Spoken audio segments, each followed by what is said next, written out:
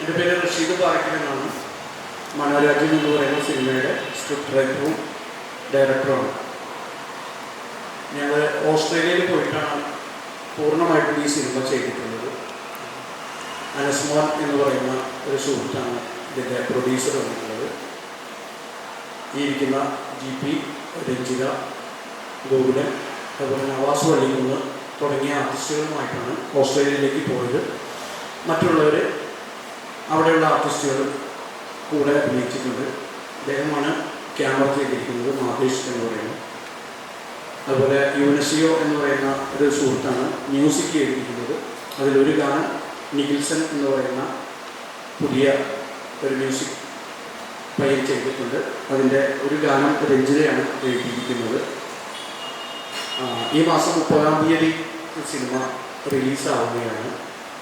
വളരെ മനോഹരമായ രീതിയിൽ ലളിതമായി കോമഡി മിക്സ് ചെയ്തുകൊണ്ട് ഒരു കണ്ടൻറ്റ് ഞങ്ങൾ പറയാൻ ശ്രമിക്കുകയാണ്. ഞങ്ങൾക്കൊക്കെ അത് ഇഷ്ടപ്പെടുമെന്നുള്ള ആത്മവിശ്വാസത്തിലാണ് ഞങ്ങളിവിടെ വന്നിരിക്കുന്നത്. തുടക്കം എന്നുള്ള രീതിയിൽ ഇത്രയാണ് അതിനെക്കുറിച്ച് പറയുന്നത്. ഓരോ സിനിമ ചെയ്യുന്നു. മലയാളത്തിൽ പറഞ്ഞ പോലെ സിനിമകൾ വളരെ കുറവാണ്. പക്ഷേ ചെയ്യുന്ന സിനിമകൾ കുറച്ച് നോട്ടമാകുന്ന സിനിമകളൊക്കെ തന്നെയാണ്. ഇപ്പോൾ റഷീദ് സാറിൻ്റെ കാര്യം എടുക്കുന്ന അവാർഡുകൾ എടുത്ത നല്ലൊരു ഡയറക്ടറാണ്. ഇപ്പോൾ സമീർ എന്ന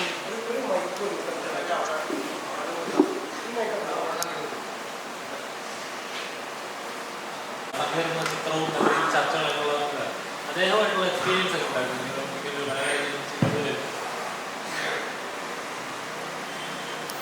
അദ്ദേഹം ഒരു രസികനാണ്. അത് അദ്ദേഹത്തിൻ്റെ റിയൽ ലൈഫിൽ അദ്ദേഹം ഒരു രസികനാണ്. എന്നാൽ അദ്ദേഹം ഒരുപാട് കാമ്പുള്ള സമീർ പോലെയുള്ള സിനിമകളെ അതുപോലെ ഒരു സിനിമ ഡയറക്റ്റ് ചെയ്തിട്ടുണ്ട്. അത് അദ്ദേഹത്തിൻ്റെ ആത്മാംശം നടന്ന കഥാപാത്രമാണ്. എന്ന് വെച്ച് കഴിഞ്ഞാൽ അതിൽ മെയിൻ ക്യാരക്ടർ ചെയ്ത് അദ്ദേഹത്തിൻ്റെ റിയൽ ലൈഫിൽ എക്സ്പീരിയൻസ് ചെയ്തൊരു കാര്യമാണ്. ഒരു ആട് ജീവിതം പോലെയുള്ള ഒരു സിമിലർ ലൈഫ് റിയൽ ലൈഫിൽ ജീവിച്ചിട്ടുള്ള ഒരു വ്യക്തി കൂടിയാണ്. ഒരുപക്ഷെ അതുകൊണ്ടായിരിക്കും ലൈഫിനെ കൂടുതൽ നർമ്മത്തിലൂടെയാണ് അദ്ദേഹം നോക്കിക്കാണുന്നത്.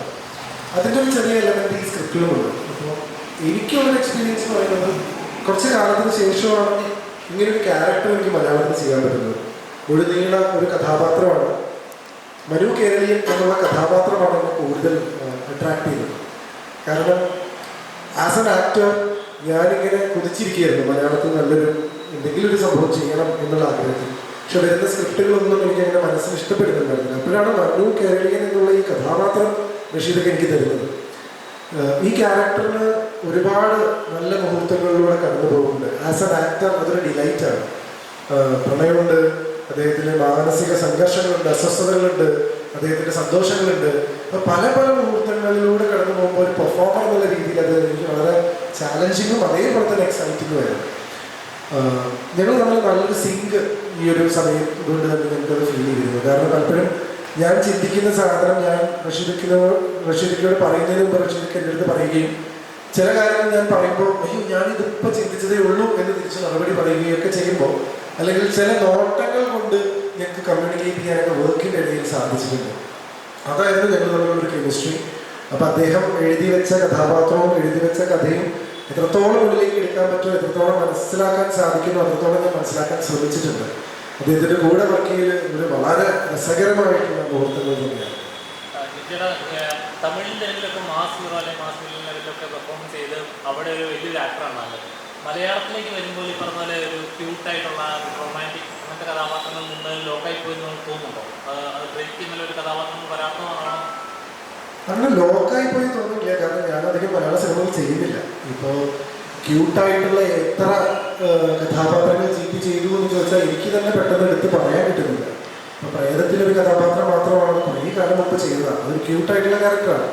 പക്ഷെ അതിനുശേഷം നീരജയിലെ സിനിമയിലുള്ള കഥാപാത്രം മറ്റും ഒരു ക്യൂട്ടായിട്ടുള്ള ക്യാരക്ടർ അല്ല, ഇൻറ്റൻസ് ആയിട്ടുള്ള ക്യാരക്ടറാണ്. പക്ഷേ സ്വാഭാവികമായിട്ടും എനിക്ക് തെലുങ്കിൽ കിട്ടുന്ന കഥാപാത്രങ്ങൾ ഇവിടെ വരുന്നില്ല. കാരണം തെലുങ്കിൽ ഞാൻ അരങ്ങേറ്റം കുറിച്ച് തലവൈകൊണ്ടപുരം പോലും ആ ഒരു സിനിമയിൽ അല്ലു അർജുൻ്റെ വില്ലനായിട്ടാണ്. പിന്നെ ബംഗാരാജുവിൽ വളരെ സ്ട്രോങ് ആയിട്ടുള്ളൊരു വില്ലൻ, കൊടൂര വില്ലൻ ക്യാരക്ടർ പോലത്തെ ഒരു അതായതുകൊണ്ട് കുറേ സ്ട്രോങ് ക്യാരക്ടേഴ്സും അല്ലെങ്കിൽ ആളുകൾ പ്രതീക്ഷിക്കാത്ത സാധനങ്ങളും വില്ലനായിട്ട് നായകനായിട്ട് മാറുന്ന അങ്ങനത്തെ ഒക്കെ കുറേ സാധനങ്ങൾ അവിടെ വരുന്നത്. ഇവിടെ എന്താണെന്ന് വെച്ച് കഴിഞ്ഞാൽ എനിക്ക് അങ്ങനത്തെ പരീക്ഷണ സ്വഭാവം വരുന്നത് ലോക്കായി എന്നുള്ളതിനേക്കാൾ കൂടുതൽ ഞാൻ സന്തുഷ്ടനാണ്. എനിക്ക് മനു കേരളീയൻ പോലെയുള്ള സാധനങ്ങൾ അല്ലെങ്കിൽ അതുപോലത്തെ സംഭവങ്ങൾ റഷീദിനെ പോലെയുള്ള ആൾക്കാർ ആലോചിച്ച് തരുന്നുണ്ട് എന്നുള്ളത്. കാരണം 3-4 വർഷമായിട്ട് ഞാനിപ്പോൾ തെലുങ്കിൽ കോൺസെൻട്രേറ്റ് ചെയ്യുമ്പോഴും മലയാളം എന്നെ ഓർക്കുന്നുണ്ട് എന്നുള്ളത് എനിക്ക് സന്തോഷം. ഓരോ മെസ്സേജസ് ഉണ്ടാവും. അപ്പോൾ സൊസൈറ്റി കൊടുക്കാൻ പറ്റുന്ന അല്ലെങ്കിൽ ചർച്ചകളാകുന്ന ലെവലിലുള്ള സബ്ജക്റ്റുകളാണ് ചെയ്യാറുള്ളത്. മനോരാജ് എന്താണ് മുന്നോട്ട് കൊടുക്കുന്നത്? ചെറിയ നമുക്ക് ഞാൻ പറയാറുണ്ട്, നമുക്ക് വലിയ ഗൗരവമുള്ള അല്ലെങ്കിൽ എന്താ പറയുക അത്രയും ടഫായിട്ടുള്ള സിനിമകൾ ഇപ്പോഴത്തെ കാലഘട്ടത്തിൽ സാധാരണ പ്രേക്ഷകർക്ക് കാണുന്നത് അത്ര വലിയ മാനസികമായിട്ട് തയ്യാറെടുപ്പ് കുറവാണ്. വളരെ ലളിതമായിട്ട് എന്നാൽ എന്തെങ്കിലും ഒരു കണ്ടന്റ് ഉള്ള രസകരമായി ചിത്രീകരിച്ച് അവസാനം എന്തെങ്കിലും ഒരു കണ്ടന്റ് ഉണ്ടാവുകയും ആശ്വാസത്തോടെ തിരിച്ചു വരികയും ചെയ്യുന്നൊരു മാനസികാവസ്ഥ ഇപ്പോഴത്തെ പ്രേക്ഷകർക്കില്ല. അതിപ്പോൾ ഒരു പുസ്തകം വായിക്കുമ്പോൾ പോലും ഉണ്ട്, നമുക്കറിയാം. ഒരുപാട് ഉണ്ടെങ്കിൽ നമ്മൾ വായന നിർത്തുകയും ഏറ്റവും ചുരുക്കി പറയാൻ വൃത്തിയായിട്ട് പറയാൻ പറ്റുമോ ഉണ്ടെങ്കിൽ അത് വായിക്കപ്പെടുകയും ചെയ്യും. ആ രീതിയിൽ വർക്ക് ചെയ്യുന്ന ഒരു സംഭവമാണ്. ഇതിലും വളരെ ജീവിതത്തെ സ്പർശിക്കുന്ന അല്ലെങ്കിൽ നമ്മുടെയൊക്കെ പലരുടെയും ജീവിതത്തിൽ സംഭവിക്കാവുന്ന ഒരു കണ്ടന്റുണ്ട്. പക്ഷെ അത് അവതരിപ്പിച്ചിരിക്കുന്നത് അതിന് രസകരമായിട്ടും ചിരിക്കാനും ഒക്കെ ആയിട്ടാണ്. അത് ഓസ്ട്രേലിയയുടെ ഒരു പശ്ചാത്തലത്തിൽ കൂടി ആയതുകൊണ്ട് അതിനൊരു പ്രത്യേക മാനം വന്നിട്ടുണ്ട്. ഇതിനകത്ത് അഭിനയിക്കാൻ മാത്രമല്ല പാട്ട് എഴുതുകയും ചെയ്തിട്ടുണ്ടാവും. എല്ലാ മേഖലകളിലും ചെയ്യാൻ താല്പര്യമുണ്ടോ?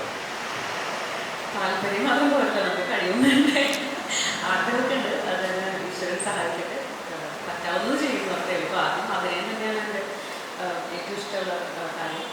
എഴുത്ത് വെറുതെ കുത്തിക്കുറിക്കാറുണ്ട്, അങ്ങനെയുള്ളൂ, അല്ലാതെ വലിയൊരു റൈറ്ററൊന്നുമല്ല. എന്നൊക്കെ ഒരുപാട് നോവൽസ് എഴുതിയിട്ടുണ്ട്, പക്ഷേ ലിറിക്സ് ഒരുപാട് എഴുതുന്നതാണ്. ഞാൻ വെറുതെ കവിതകളൊക്കെ ഇങ്ങനെ 2 വരി 3 വരി 4 വരൊക്കെ എഴുതി അങ്ങനെ വയ്ക്കാറുള്ളതാണ്. പക്ഷേ ഇതിലെങ്ങനെയോ ഭാഗ്യവശാൽ അതൊരു ലിറിക്സായി ഒരു അംഗീകരിച്ച് അതൊരു പാട്ടായി കേൾക്കാൻ ഭാഗ്യമുണ്ടായി. അതിൽ ഒരുപാട് സന്തോഷമുണ്ട്. വലിയൊരു ഇപ്പോൾ വരുന്ന പുതിയ പെൺകുട്ടികൾ പ്രത്യേകിച്ച് അത് വലിയൊരു പ്രചോദനമാണ്, എന്താണ് എൻകറേജ്മെൻ്റാണ്, വലിയൊരു കാര്യമാണ്. അപ്പോൾ ഒരുപാട് സന്തോഷം, നന്ദി എനിക്ക് ടീമിനോട് എല്ലാവരോടും ഉണ്ട്. ഈ സിനിമയിലെ കഥാപാത്രം എത്രത്തോളം സ്ട്രോങ് ആണ്? ഇതിന് മുമ്പ് ചെയ്ത 10,000 പടങ്ങളിലെ കഥാപാത്രങ്ങളെ കുറച്ച് ബോൾഡാണെന്ന കുറച്ച് ക്യൂട്ടാണ്, അങ്ങനത്തെ കഥാപാത്രങ്ങളൊക്കെയാണ്. ഇതിലെ കഥാപാത്രം എങ്ങനത്തെ ഒരു ടൈപ്പ് കഥാപാത്രമാണ്? ഇത് വളരെ നോർമലായിട്ടൊരു കഥാപാത്രമാണ്. അങ്ങനെ പ്രത്യേകിച്ച് ഒരുപാട് ക്യാരക്ടേഴ്സൊന്നുമില്ല. കേരളത്തിൽ നിന്ന് പോയി ഓസ്ട്രേലിയയിൽ സ്ഥിരതാമസമാക്കിയ ഒരു പ്രവാസി മലയാളി ആവറേജ് പ്രവാസി പെൺകുട്ടികളെ എങ്ങനെയുണ്ടാവും അത്രയും ഒരുപാടൊന്നും പറയാനില്ല. അത് ഈ ക്യാരക്ടേഴ്സ് കൂടുതലും ഇതിൽ സ്വഭാവ വിഷയങ്ങളുള്ളത് നമ്മുടെ ജിക്കിയുടെ ക്യാരക്ടറാണ്. ജിക്കിയൊക്കെ ജിക്കിനൊക്കെ അറിയാലോ, ഭയങ്കര ഭയങ്കര വൈബാണ്. ഡിഫറെൻറ്റ് മൂഡാണ്. നമുക്ക് ഒരിക്കലും അത് പ്രത്യേകിച്ച് ഓസ്ട്രേലിയ ആക്കണം. നമ്മുടെ ഡയറക്ടറും അതുപോലെ തന്നെ മനുഷ്യനാണ്. സോ അതുകൊണ്ട് തന്നെ ഞാൻ നേരെ പോച്ച് ചെയ്ത് എനിക്കാണ് മനോരാജ്യം പോയത്. അപ്പോൾ ആ ഒരു ഡിഫറൻസ് ജീവിതമായിരുന്നു. പക്ഷേ രണ്ടും ഫ്രണ്ടാണ്. എനിക്ക് രണ്ടും ഇഷ്ടപ്പെട്ടു, രണ്ടും ഭയങ്കര രീതിയിൽ എൻജോയ് ചെയ്ത് ഭയങ്കരമായിട്ടൊരു നമ്മൾ വീട്ടിലൊക്കെ നമ്മളെല്ലാവരും കൂടി കാര്യങ്ങളൊക്കെ ചെയ്യില്ല, അതുപോലെ അത്രയും ലളിതമായി സന്തോഷത്തോടെ ഐക്യത്തോടെ ഷൂട്ട് ചെയ്തൊരു പടമായിരുന്നു. ഇനി ഇങ്ങനെ സംഭവിക്കുമ്പോൾ ചെയ്യണമെന്ന് അറിയില്ല. ഒരുപാട് പഠിക്കാൻ പറ്റി, ഒരുപാട് നല്ലൊരു എക്സ്പീരിയൻസ് ആയിരുന്നു.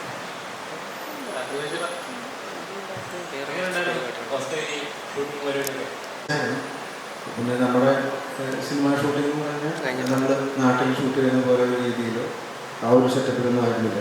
വളരെ ലളിതമായിട്ട് വളരെ കുറച്ച് ക്രൂ വെച്ചിട്ട് ഭയങ്കര ഫ്രണ്ട്ലി ആയിട്ട് ഷൂട്ട് ചെയ്ത ഒരു സിനിമയാണ്. അത് എനിക്ക് തോന്നുന്നു ഋഷിപ്പിക്കും തന്നെ ഈ DOP അണ്ണനൊക്കെയാണ് പറ്റുകൊണ്ടത്. നല്ല ലളിതമായിട്ട് വളരെ മിനിമൽ എക്യുപ്മെൻസും ആർട്ടിസ്റ്റിനെ വെച്ചിട്ട് ചെയ്യാൻ പറ്റുന്ന ഇതൊക്കെയാണ് തോന്നുന്നത്. അപ്പോൾ അതിൽ നമുക്ക് ചില സംശയങ്ങളൊക്കെ ഉണ്ടായത് എങ്ങനെ വരും എന്നുള്ള കാര്യത്തിൽ. പക്ഷേ ഞാൻ സിനിമ കണ്ടപ്പോൾ ഹാപ്പിയാണ്, ഭയങ്കര രസമായിട്ട് വന്നിട്ടുണ്ട്. ആ ഒരു കാര്യങ്ങളൊന്നും നമ്മുടെ അടുത്തില്ല, കൂടുതൽ സെറ്റപ്പ് ഇല്ലാത്ത ഒരു ദാരിദ്ര്യം നമുക്ക് സിനിമയിൽ ഫീൽ ചെയ്യില്ല. അതെല്ലാം എത്തിപ്പതുകൊണ്ട് വളരെ ഭംഗിയായിട്ട് നല്ല ക്യൂട്ടായിട്ട് സിനിമ വന്നിട്ടുണ്ട്.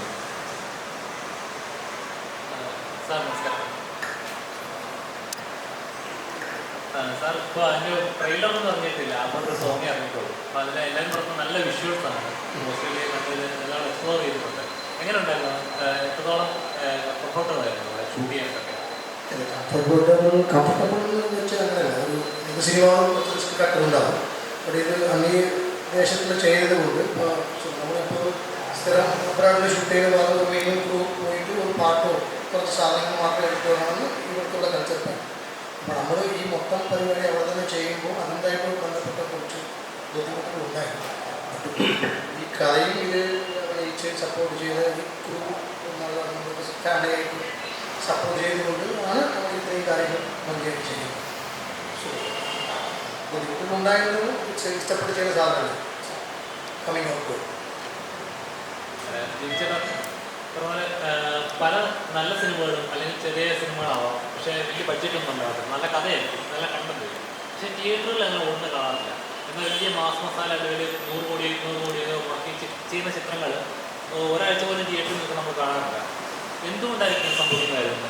നല്ല കഥകൾ ഉണ്ടായിട്ടും അക്സെപ്റ്റ് ചെയ്യാൻ, അതായത് ചെറിയ ബഡ്ജറ്റ് ചെയ്യുന്ന പടങ്ങൾ വലിയ നടന്മാരൊന്നും ഉണ്ടാകത്തില്ല, ചെറിയ ബഡ്ജറ്റ് ആയിരിക്കും, നല്ല കണ്ടന്റ് ആയിരിക്കും. പക്ഷേ തിയേറ്ററിൽ ഓടുന്ന കുറവാണ്, ഒരാഴ്ച പോലും നിലനിൽക്കുന്നില്ല, പെട്ടെന്ന് വാഷൗട്ടായിരിക്കും. വലിയ വലിയ താരങ്ങൾ വരുമ്പോൾ അല്ലെങ്കിൽ വലിയ ബഡ്ജറ്റിലുള്ള പടങ്ങൾ വരുമ്പോൾ.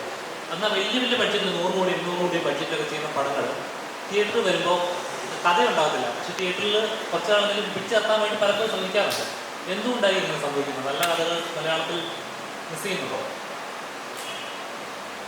അങ്ങനെ ചോദിച്ചു കഴിഞ്ഞാൽ എന്നും എനിക്ക് തോന്നുന്നു തിയേറ്ററിൻ്റെ സ്വഭാവം അത് തന്നെയാണ്. എന്നുവെച്ചാൽ ഇപ്പോൾ പുതിയ ആളുകൾ അല്ലെങ്കിൽ ഒരു മാർക്കറ്റ് ഇല്ലാത്ത അല്ലെങ്കിൽ ഒരു വലിയ ക്യാൻവാസിൽ ചെയ്യാത്തൊരു സിനിമ ചെയ്യുമ്പോൾ അതിൻ്റെ കണ്ടന്റിന് ഇപ്പോൾ നമ്മൾ മാർക്ക് ഇടുകയാണെങ്കിൽ ഒരു 90 മാർക്ക് ഉണ്ടെങ്കിൽ അത് ശ്രദ്ധിക്കപ്പെടുള്ളൂ. നേരെ മറിച്ച് ഒരു ബ്രഹ്മാണ്ഡ സിനിമ എന്ന് പറയുന്നത് ഒരു 50 മാർക്ക് കിട്ടിയാലും ചിലപ്പോൾ പാസ്സായി പോകും. കാരണം അതിൻ്റെ ഒരു സ്വഭാവം അങ്ങനെയാണ്. അത് എന്നും സിനിമയിൽ അങ്ങനെയായിട്ടാണ് എനിക്ക് തോന്നുന്നത്. ഈ ഒരു പുതിയ പ്രവണത എന്നല്ല. കാരണം ഇവിടെ എന്തുകൊണ്ടാണ് വിജയ് സാറിൻ്റെയും സൂര്യ സാറിൻ്റെയൊക്കെ സിനിമകൾ വിജയിക്കുന്നത് എന്ന് ചോദിച്ചു കഴിഞ്ഞാൽ അതിൻ്റെ ഒരു ബ്രഹ്മാണ്ഡ നേച്ചർ തന്നെയാണ്. പക്ഷെ എഗെയിൻ അതിലും കണ്ടന്റ് വരുമ്പോൾ മാത്രമാണ് അത് വിജയിക്കുന്നത്. അല്ലെങ്കിൽ വിജയ് സാറിൻ്റെ എല്ലാ സിനിമകളും ഇവിടെ ബ്ലോക്ക് ബസ്റ്ററാണ്. പക്ഷെ തരക്കേടില്ല എന്നുള്ളൊരു കണ്ടന്റ് വരുമ്പോൾ തന്നെ അത് വിജയിക്കപ്പെടുന്നു. നമ്മളെല്ലാവരും ഒരുപാട് സിനിമകൾ എല്ലാ ആഴ്ചയും ഇറങ്ങുമ്പോൾ സ്വാഭാവികമായിട്ടും പ്രയോറിറ്റൈസ് ചെയ്യുക എന്ന് പറയുന്നൊരു സാധനമുണ്ട്. ഈ ചെറിയ സിനിമകൾ എപ്പോഴാണ് വിജയിക്കുന്നത്? ആളുകൾ കണ്ടിട്ട് തരക്കേടില്ല കൊള്ളാം എന്ന് പറയുമ്പോഴാണ് ചെറിയ സിനിമകൾ വിജയിക്കുന്നത്.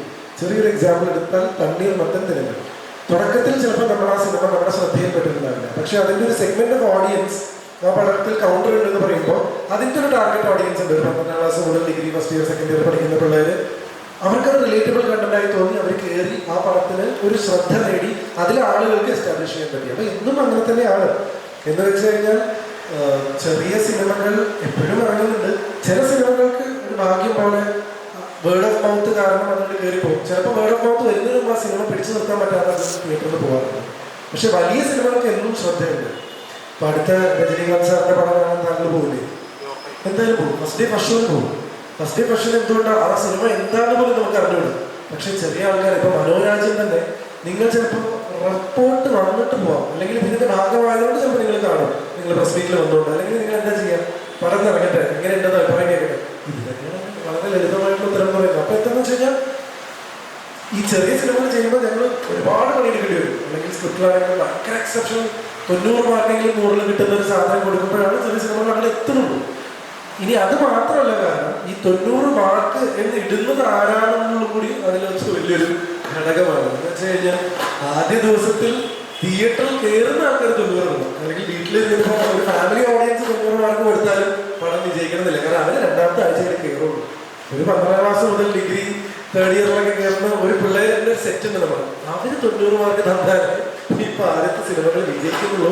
അതൊരു കാരണമായിട്ട് എനിക്ക് ഫീൽ ചെയ്യുന്നു.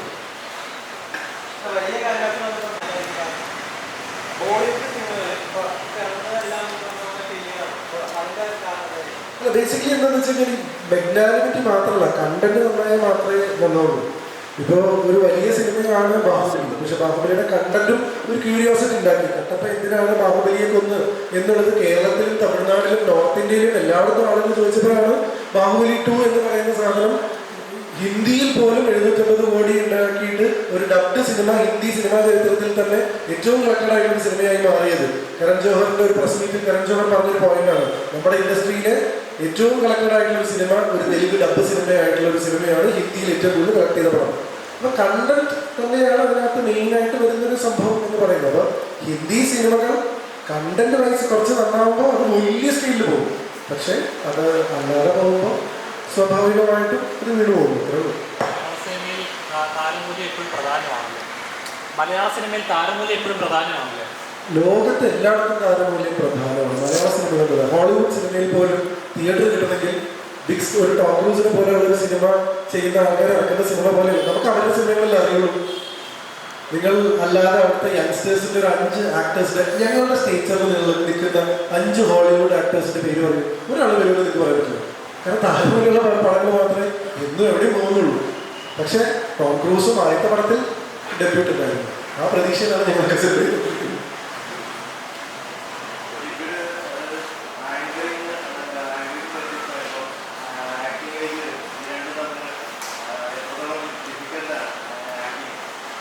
അല്ല, അങ്ങനെ ഡിഫിക്കൽട്ടായിട്ടും തോന്നിയില്ല. ആങ്കറിങ് ഒരു തരം കലയാണ്, ആക്ടിങ് വേറെ തരം കലയാണ്. രണ്ടും ഞാൻ ഇഷ്ടപ്പെടുന്ന കലയാണ്, അതുകൊണ്ട് രണ്ടും ചെയ്യുന്നു.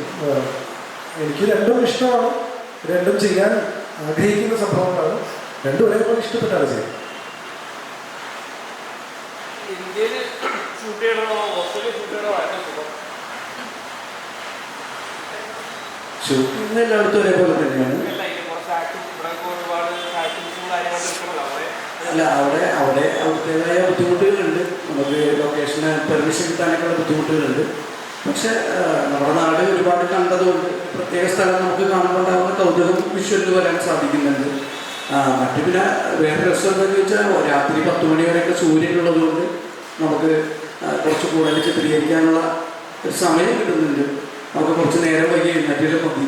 കാരണം 9 മണി 10 മണി കഴിഞ്ഞാലും സൂര്യൻ അസ്തമിക്കുന്ന ഒരവസ്ഥ വരാറില്ല. അപ്പോൾ അതുകൊണ്ട് കുറച്ച് സമയം നമുക്ക് കിട്ടാറില്ല. ഇവിടെ ഒരുപാട് ക്രൂസിലാവും നാട്ടിൽ ഷൂട്ട് ചെയ്യുമ്പോൾ അവിടെ ഒരു പരിമിതിയുള്ള ആൾക്കാർ മാത്രമേ കൊണ്ടുപോകാൻ പറ്റുള്ളൂ. അപ്പോൾ അതൊക്കെ എല്ലാവരും അഡ്ജസ്റ്റ് ചെയ്യണം. അപ്പോൾ അതെങ്ങനെ ഉണ്ടായിരുന്നു ഈ അഡ്ജസ്റ്റ്മെന്റ്? അല്ല, ഞാൻ അടിസ്ഥാനപരമായിട്ട് ഈ മേഖലയിൽ വന്ന് ഷോർട്ട് ഫിലിമുകൾ ചെയ്തില്ല. ഷോർട്ട് ഫിലിം ചെയ്യുന്നത് ഒരു ക്യാമറമാനെ ഞാൻ മാത്രമേ ഉണ്ടാവുള്ളൂ. ഒരു 17ഓളം ഷോർട്ട് ഫിലിം ചെയ്തതിന് ശേഷമാണ് സമീർ എന്ന് പറയുന്ന സിനിമ ആദ്യമായിട്ട് ചിത്രീകരിച്ചത്. അപ്പോൾ അതുകൊണ്ട് നമുക്ക് എത്ര ആള് എന്ന് പറയില്ല, ഈ ഫ്രെയിമിനപ്പുറം വൃത്തിയാക്കാൻ പരമാവധി ശ്രമിക്കുക. ആ ഒരു ക്ലാസ്സിലൂടെ വന്നതുകൊണ്ട് വലിയ ടെൻഷനൊന്നും തോന്നിയില്ല.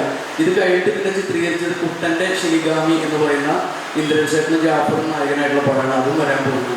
അത് ഇതിനേക്കാൾ ക്രൗഡ് ഉണ്ടായിരുന്നു. പക്ഷേ നമ്മൾ ഇതിൻ്റെ ഫ്രെയിമിന് ഉള്ളിൽ എങ്ങനെയാണെന്ന് മാത്രമാണ് നോക്കുന്നത്. ഇതൊക്കെ വിട്ടുവീഴ്ച നമുക്ക് ചെയ്യാവുന്നതേ ഉള്ളൂ. ഇതെല്ലാം പഠിച്ച് ഓരോ മേഖലയിലെല്ലാം പഠിച്ചുകൊണ്ടിരിക്കുകയാണ്. ഇതെല്ലാം ബിഗ് പ്രോജക്റ്റ് വരുന്നുണ്ടോ? മാർഷ്യൽ ആർട്സ് മാത്രമല്ല, നമുക്ക് എന്തും പഠിക്കാൻ കഴിയുന്നതും നല്ലൊരു കാര്യമാണ് ഞാൻ കാണുന്നത്. ഞാൻ നൃത്തം പറയാം, മാർഷ്യൽ ആർട്സ് ഒരു സിനിമയ്ക്കായിട്ട് തന്നെയാണ് തുടങ്ങിയത്. അല്ലാതെ അതിനെ കുറച്ച് അതിൻ്റെ നല്ല ശക്തിയുള്ള ശക്തിയൊന്നുമല്ല. പക്ഷേ സിനിമയ്ക്ക് വേണ്ടി പഠിച്ചു തുടങ്ങിയതാണ്. അപ്പോൾ അതിൻ്റെ ചർച്ചകളും സംഭവങ്ങളും നടക്കുന്നു. മനസ്സിലായിട്ടില്ല. ശരിയാണെങ്കിൽ നിങ്ങൾ നടക്കട്ടെ, നല്ലൊരു കാര്യമാണ്. അപ്പം ഞാൻ പറയാം, ഇതൊരു ഭാരം. ഞാൻ ഓസ്ട്രേലിയക്ക് പോകുന്നതിന് മുമ്പ് പഠിക്കാൻ പറ്റിയിരുന്നെങ്കിൽ എന്ന് പാശം തോന്നുന്നു.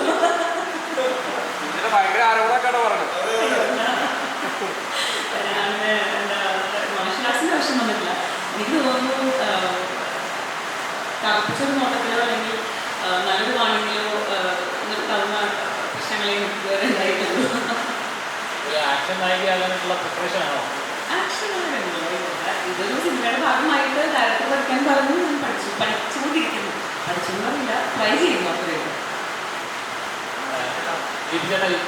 ഇനി മലയാളത്തിൽ ഒരു കഥാപാത്രം ചെയ്യുവാണെങ്കിൽ ഇങ്ങനത്തെ ഒരു കഥാപാത്രം ചെയ്യണമെന്നാണ് ആഗ്രഹം. ഇല്ല, അത് അങ്ങനെ ഞാൻ ആഗ്രഹങ്ങൾ അല്ലെങ്കിൽ ഈയൊരു സാധനം ചെയ്യണം അങ്ങനെയല്ല. എനിക്ക് ചാലഞ്ചിങ് ആയിട്ട് ഒന്ന് എല്ലാം ചെയ്യാൻ ഇഷ്ടമാണ്. ഞാൻ കേൾക്കുന്ന കഥകളിൽ എഴുത്തുകാർ ഒരു മറ്റുള്ള ആൾക്കാരായതുകൊണ്ട് എനിക്ക് അവർ വന്ന് പറയുമ്പോൾ ഇഷ്ടപ്പെടുമ്പോൾ എടുത്ത് ചെയ്യുന്നു, അല്ലെങ്കിൽ ഇന്നത് ചെയ്യണം, അങ്ങനെ ഒരു സംഭവം. ആക്ടറിനെ എപ്പോഴും ഇൻട്രസ്റ്റ് ആണ്. ഒരു കഥ കേൾക്കുമ്പോൾ ഇൻട്രസ്റ്റ് ഉണ്ടാവില്ല. എനിക്ക് കഥ ചെയ്യണം, എനിക്ക് കോൺട്രിബ്യൂട്ട് ചെയ്യണം, എനിക്ക് ഉണ്ടാവാം എന്ന് ആഗ്രഹിക്കണം. അങ്ങനെ ഇൻട്രസ്റ്റ് തോന്നുന്ന ഒരു എലമെന്റ് എന്തായിരിക്കും? ഓരോ കഥയിലും ഓരോന്നാണ്. തമിഴിലെ കീ എന്നുള്ള കഥാപാത്രം ചെയ്യുമ്പോൾ അതൊരു ഇന്റൻസ് സൈക്കോ വില്ലനാണ്. ആ സമയത്ത് എന്നെ ഒരാളും അവനെ കൺസീവ് ചെയ്തിട്ടില്ല, ഞാനിതുവരെ ചെയ്ത് നോക്കിയിട്ടില്ല. അതായിരുന്നു എൻ്റെ താല്പര്യം. മനോരാജ്യത്തിലെ മനു കേരളീയൻ എന്നുള്ള ഈ കഥാപാത്രം ചെയ്യുമ്പോൾ മലയാള സിനിമയിൽ എനിക്ക് ഇങ്ങനത്തെ ഒരു ക്യാരക്ടർ കിട്ടിയിട്ടില്ല എന്നുള്ളതുകൊണ്ട് കുറേ കാലത്തിന് ശേഷം ഇങ്ങനെ ഉടനീളം ഉള്ള ഒരു ക്യാരക്ടർ ചെയ്യാനുള്ള അവസരം കിട്ടിയപ്പോൾ അതായിരുന്നു എൻ്റെ ക്രൈറ്റീരിയ. ഒരു കാര്യം മുന്നോട്ടോട്ടെ, ഞങ്ങൾ മെൽബൺ ഓസ്ട്രേലിയയിലേക്ക് പോവുകയായിരുന്നു. അപ്പോൾ ടിക്കറ്റ് അവിടെ എയർപോർട്ടിലേക്ക് പോകേണ്ട സമയമായി. അപ്പോൾ അതുകൊണ്ട് ബുദ്ധിമുട്ടാവില്ലെങ്കിൽ, കാരണം ഇനി അങ്ങോട്ടും പോകണം. എന്ന് വെച്ചാൽ സന്തോഷവാർത്തകളെന്ന് വെച്ച് കഴിഞ്ഞാൽ ഇപ്പോൾ നേരത്തെ എല്ലാവരും ചോദിച്ചത് കുറേ പരിമിതികളുണ്ടായിരുന്നു. നമുക്കൊരു വലിയ ക്രൂ ഉണ്ടായിരുന്നില്ല. ഓസ്ട്രേലിയയിൽ ആദ്യമായിട്ട് പൂർണ്ണമായി ചിത്രീകരിക്കപ്പെട്ട സിനിമയാണ്. പക്ഷെ അതിനൊക്കെ ഉള്ള ഒരു റിവാർഡ് പോലെ, നിങ്ങൾക്ക് സന്തോഷം പോലെ മെൽബൺ ഇന്റർനാഷണൽ ഫിലിം ഫെസ്റ്റിവലിൽ നമ്മളുടെ ഒഫീഷ്യൽ സെലക്ഷൻ കിട്ടി. ഈ 25-ാം തീയതിയാണ് സിനിമയുടെ വേൾഡ് പ്രീമിയർ. എല്ലായിടത്തും റിലീസ് ചെയ്യുന്ന ഓഗസ്റ്റ് 30-ാം തീയതിയാണ്. പക്ഷേ മെൽബൺ ഫിലിം ഫെസ്റ്റിവലിലാണ് ആദ്യമായിട്ട് സിനിമ പ്രദർശിപ്പിക്കാൻ പോകുന്നത്. അപ്പോൾ അവിടേക്ക് നമ്മൾ രണ്ടുപേരും പോകുന്നുണ്ട്. അപ്പോൾ അതിൻ്റെ ഭാഗമായിട്ട് ആ ഒരു സന്തോഷത്തിനും കൂടിയാണ്. കാരണം ഇത്രയും കഷ്ടപ്പെട്ട് ഇത്രയും ബുദ്ധിമുട്ടി എല്ലാവരും ചെയ്ത് കുറേ കാലത്തിന് ശേഷം ഞാനൊരു മലയാള സിനിമ ചെയ്തു. ഈ പറഞ്ഞ പോലെ എല്ലാവരും ഇത്രയും പറഞ്ഞതിൻ്റെ ഒരു ഫലമായി കിട്ടിയൊരു കാര്യം കൂടിയാണ്. അപ്പോൾ ഇന്ന് രാത്രി അടുത്തൊരു 2 മണിക്കൂറിൻ്റെ ഉള്ളിലാണ് ഫ്ലൈറ്റ്. അതുകൊണ്ട് മാത്രമാണ്, കാരണം നിങ്ങൾ ചോദിക്കുന്ന ചോദ്യങ്ങൾക്കൊക്കെ ഉത്തരം പറയാൻ ഒരുപാട് ഇഷ്ടമുള്ളവരാണ് ഞങ്ങളൊക്കെ. ഇത് നിങ്ങളാണ് ഞങ്ങൾക്ക് സപ്പോർട്ട് വേണ്ടത്. 30-ാം തീയതി പടം റിലീസാണ്. അതിൻ്റെ തൊട്ട് മുമ്പായിട്ട് അവിടെ പോയി തൊട്ടേ എന്ന് പറഞ്ഞ് ഞങ്ങൾ തിരിച്ചോടി വരും. പോയി 2-3 ദിവസത്തിനുള്ളിൽ ഞങ്ങൾ 25-ാം തീയതി പ്രീമിയർ കഴിഞ്ഞ് പിറ്റേ ദിവസം അപ്പത്തേക്ക് ഞങ്ങൾ തിരിച്ച് കയറും. അപ്പോൾ ഇവിടെ വന്ന് തീർച്ചയായിട്ടും പടം റിലീസ് ചെയ്യുമ്പോൾ നിങ്ങൾക്ക് ഇഷ്ടപ്പെട്ട് കഴിഞ്ഞ് കഴിഞ്ഞാൽ ആത്മാർത്ഥമായിട്ട് അത് പ്രൊമോട്ട് ചെയ്യുക. ഒരു വലിയ സിനിമയൊന്നുമല്ല, നിങ്ങൾ പറഞ്ഞ പോലെ വലിയ ക്യാൻവാസിൽ വരുന്ന പടമല്ല, കുട്ടിപ്പടമാണ്. എന്തുകൊണ്ടാണത് ഓടാത്തത് ചോദിക്കുന്ന നിങ്ങളിൽ നിന്ന് ഞങ്ങൾ അത് നല്ലതാണ് തോന്നുകയാണെങ്കിൽ നിങ്ങളെല്ലാവരും ചെയ്യുക. സ്നേഹം കാണിച്ചാൽ മതി. ഇഷ്ടപ്പെട്ടവർക്ക് സ്നേഹങ്ങളൊക്കെ കൂടിക്കഴിഞ്ഞാൽ ഈ പടം വിജയിക്കുന്ന ഉറപ്പാണ്. കാരണം അതിഭീകരമായിട്ടുള്ള കാര്യങ്ങളും നമുക്ക് പറയാനില്ല. വൃത്തിവെടുപ്പിൽ ഒരുവിധം അവർക്ക് സാഹചര്യം വെച്ചിട്ട് അയ്യേന്ന് പറയാത്ത രീതിയിൽ ഞങ്ങൾ ചെയ്തു വെച്ചിട്ടുണ്ട്, ആത്മാർത്ഥമായിട്ട് ചെയ്തിട്ടുണ്ട് മാക്സിമം. അപ്പോൾ അതുകൊണ്ട് അത് കണ്ട് ഇഷ്ടപ്പെടുകയാണെങ്കിൽ മാക്സിമം പബ്ലിസിറ്റി കൊടുത്ത് ഞങ്ങൾ കൂടെ നിൽക്കണം. മലയാളികൾ പല സിനിമകൾ ഒരിക്കലും കൈവിട്ടിട്ടില്ല. മലയാളികളുടെ മനോരാജ്യം ഈ മാർക്കറ്റ് ആശംസിക്കുന്നു. കൂടുതൽ വീഡിയോസിനായി B4 Place ഫോളോ ചെയ്യൂ, സബ്സ്ക്രൈബ് ചെയ്യൂ.